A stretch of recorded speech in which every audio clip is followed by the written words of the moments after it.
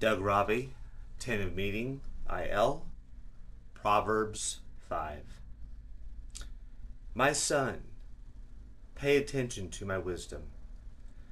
Lend your ear to my understanding, that you may preserve discretion, and your lips may keep knowledge. For the lips of an immoral woman drip honey, and her mouth is smoother than oil. But in the end she is bitter as wormwood, sharp as a two-edged sword. Her feet go down to death. Her steps lay hold of hell. Lest you ponder her path of life, her ways are unstable. You do not know them. Therefore, hear me now, my children, and do not depart from the words of my mouth.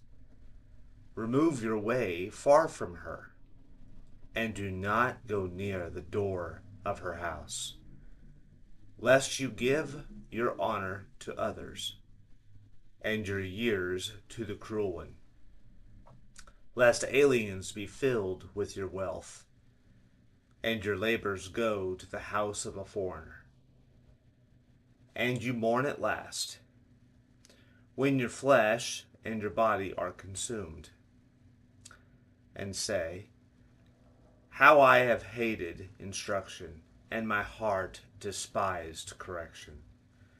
I have not obeyed the voice of my teachers, nor inclined my ear to those who instructed me.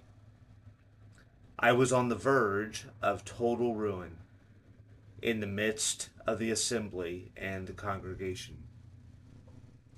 Drink water from your own cistern, and running water from your own well. Should your foundation be dispersed abroad, streams of water in the streets, let them be only your own, and not for strangers with you. Let your fountain be blessed, and rejoice with the wife of your youth. As a loving deer and a graceful doe, let her breasts satisfy you at all time, and always be enraptured with her love. For why should you, my son, be enraptured by an immoral woman, and be embraced in the arms of a seductress? For the ways of men are before the eyes of the Lord, and he ponders all his paths.